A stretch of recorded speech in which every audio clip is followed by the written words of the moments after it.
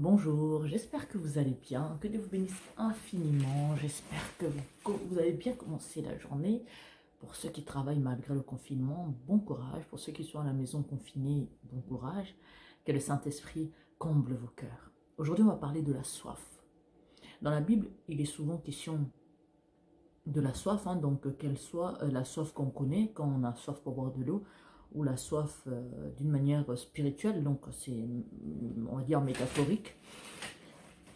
Et aujourd'hui, on va s'arrêter sur ça, sur ce que Jésus a dit concernant la soif. Parce que parfois, on lit des versets bibliques et on ne se rend pas compte de l'importance, de l'impact qu'elle a, du changement qu'elle peut apporter dans notre vie. Une fois qu'on s'intéresse, on met la lumière sur cette parole et on se questionne, cher Saint-Esprit, qu'est-ce que Jésus-Christ a voulu dire par là? Ou, cher Saint-Esprit, que veux-tu là maintenant que je puisse comprendre de ce message? Que veux-tu que ce message apporte à mon esprit, à mon corps, à mon intellect?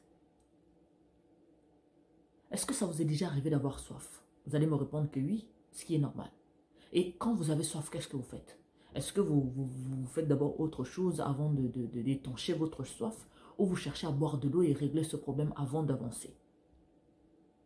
C'est tout naturel, non? Que vous allez vous battre pour prendre de l'eau, pour trouver de l'eau. S'il faut aller acheter, acheter. Si vous êtes à la maison, vous le prenez directement à la maison si vous en avez.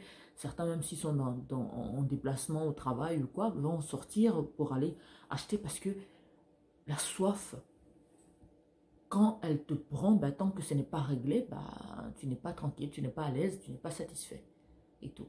Ce qui est naturel. Mais est-ce qu'en ce qui concerne l'évangile, en ce qui concerne Jésus, on se comporte aussi de la même façon? Est-ce que notre corps, notre âme a soif de Jésus-Christ et on fait tout pour lui donner la nourriture spirituelle? Ou on se dit, ah, on aura, Jésus comprendra, je n'ai pas le temps, je ferai ça quand je veux ou quand je peux. Alors, je vous invite donc à lire avec moi Jean 7, verset 37 qui me dit: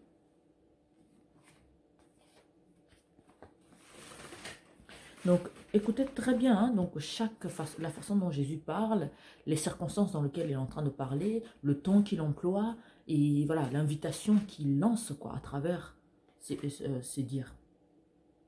Donc, Jean chapitre 7, j'ai lu le verset 37. Le dernier jour, le grand jour de la fête, Jésus se tenant debout, s'écria: si quelqu'un a soif, qu'il vienne à moi et qu'il boive.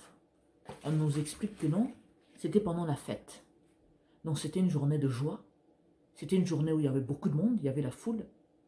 Et il crie à haute voix pour que toute personne qui était là puisse entendre l'invitation que Jésus lançait que non. Si quelqu'un a soif, je le relis.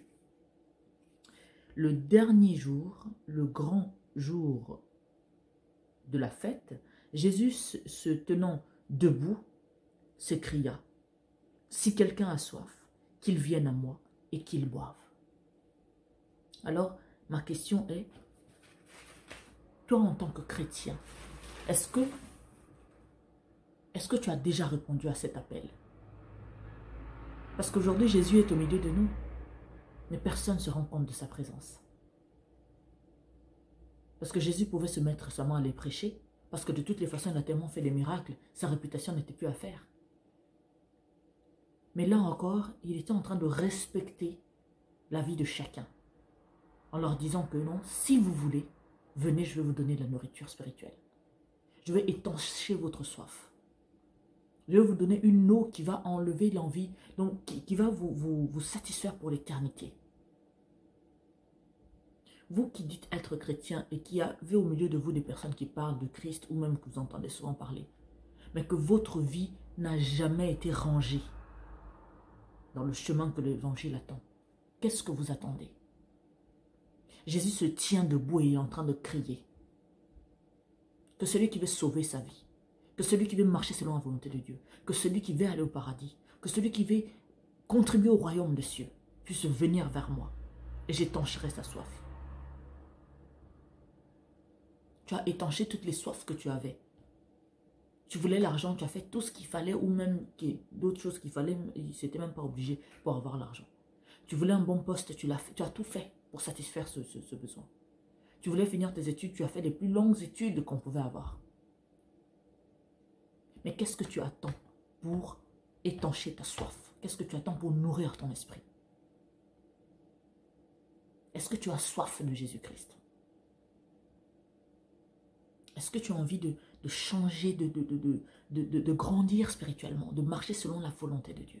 Beaucoup de chrétiens disent qu'ils sont chrétiens, mais ils n'ont pas encore commencé à être des chrétiens, des vrais chrétiens. Ils sont chrétiens que de titre. Ils sont chrétiens que parce que tous les dimanches, la personne se donne la peine d'aller à l'église et encore, la personne ne prend même pas la peine d'écouter tout ce qu'on va lui enseigner à l'église. Quand la personne va rentrer à la maison, elle oublie et la semaine continue. Si tu es soucieux de ta vie, de ton âme, alors commence à apprendre à connaître Jésus. Commence à marcher selon sa volonté. Commence à te soucier, Seigneur, est-ce que je marche selon ta volonté? Si ce n'est pas le cas, montre-moi le chemin à suivre. Et quand Dieu te montre le chemin à suivre, suis-le. Vous savez, rien n'est facile dans la vie. Hein. Même apprendre à manger, c'est difficile. Parce que certains vont dire, oh non, les choses de Dieu durent trop longtemps. Donc vous préférez là où vous allez signer des pactes, faire des sacrifices incroyables, que là où on vous demande fidélité, allégeance à Dieu, que là où on vous demande la persévérance, la détermination, l'excellence. Dieu est un Dieu qui ne mélange pas. Il n'y a pas de « oh, je suis de telle religion et telle religion » ou que oui, je suis chrétien, mais on utilise aussi un peu de vaudou ou bien de magie ou de sorcellerie ou de... Non. Dieu est un Dieu qui ne mélange pas. Celui qui veut vraiment marcher selon la volonté de Dieu doit se référer à l'évangile, doit être un imitateur de Jésus-Christ. Jésus est au milieu de vous. Mais vous ne faites de lui aucun cas. Il a beau crier, il a beau se tenir debout sur une table pour que tout le monde le voie. Il a beau crier de toutes ses forces pour que tout le monde l'entende. Bien sûr, vous l'entendez, mais vous ne faire que votre volonté. Et vous espérez en plus qu'à la fin que vous soyez sauvés. Ah non, c'est pas comme ça que ça marche. Si vous n'êtes pas prêt à vous impliquer spirituellement, alors Jésus-Christ ne fera pas d'effort aussi avec vous. Un chrétien n'est pas seulement un chrétien parce qu'il tient la Bible dans les mains ou parce qu'il part à l'église. C'est un chrétien parce que toute sa vie, il s'efforce avec discipline, détermination, persévérance et au quotidien de marcher selon la volonté de Dieu. Est-ce que tu désires faire la volonté de Dieu? Est-ce que ton souci est de marcher selon la volonté de Dieu? Est-ce que tu prends soin de satisfaire cette soif qui est encore en toi? Tu dis que tu es chrétien, mais tu ne connais pas encore bien Jésus-Christ. Tu ne connais pas encore bien son histoire. Tu ne l'imites pas encore. Tu ne fais pas encore la volonté de Dieu. Tu as la Bible qui est remplie de conseils. Tous les conseils qu'un être humain a besoin sur cette terre se trouvent dans la Bible. Mais tu ne l'ouvres pas, tu ne le lis pas. Tu laisses les autres le soin de le lire. Comment veux-tu grandir spirituellement? Comment veux-tu que Jésus puisse étancher ta soif si tu ne fais aucun effort de ton côté? Jésus n'est pas là pour caresser qui que ce soit dans le sens du poil. Il est là pour que vous puissiez devenir des êtres humains autonomes, puissants, qui ne sont pas dominés par quoi que ce soit ni par qui que ce soit. Le diable est persévérant, déterminé, il ne lâche rien. Maintenant, si vous avez ce comportement-là de laxisme, vous vous en foutez de tout, vous faites ce que vous voulez comme vous voulez, dites-moi comment voulez-vous vaincre le diable dans ce monde? Comment voulez-vous que ce soit les chrétiens, que ce soit le bon sens qui domine ce monde? Bien-aimé dans le Seigneur, je vous invite vraiment à méditer là-dessus. Est-ce que tu as la soif de Jésus-Christ en toi? Si oui, est-ce que tu te donnes les moyens d'étancher cette soif? Est-ce que tu marches selon sa volonté? Est-ce que tu as le désir de marcher selon la volonté de Dieu? Est-ce que tu as le désir de marcher selon la volonté de Dieu? Et si tu as le désir, est-ce que tu le fais? Parce que ça ne demande pas de l'argent ou d'une puissance surnaturelle pour marcher selon la volonté de Dieu. Il n'y a qu'à voir les 10 commandements. Tu n'auras pas d'autre Dieu devant toi, à part moi. Tu ne tueras point. Aimez-vous les uns les autres. Rien que ça, quand tu restes fixé sur les commandements du Seigneur, mais tu as déjà une partie de ta vie qui est réglée. Alors, je proclame une réelle soif, un désir de connaître Jésus et de marcher selon sa volonté dans votre vie. Afin que vous puissiez grandir spirituellement et vous émanciper de ce monde, vous émanciper de l'esclavage de ce système dans lequel vous vivez. Que Dieu vous bénisse infiniment. C'était l'apôtre Harmonie. Pour nous écrire, on a deux pages, pardon. Donc, Apôtre Olivier Cambola officiel et Apôtre Harmonie. Et pour avoir accès à toutes nos publications, donc vous allez sur YouTube et vous tapez Centre de Gloire Emmanuel. Et surtout, n'oubliez pas de vous abonner, d'activer la cloche de notification de façon à ne rien rater de tout ce que nous publions.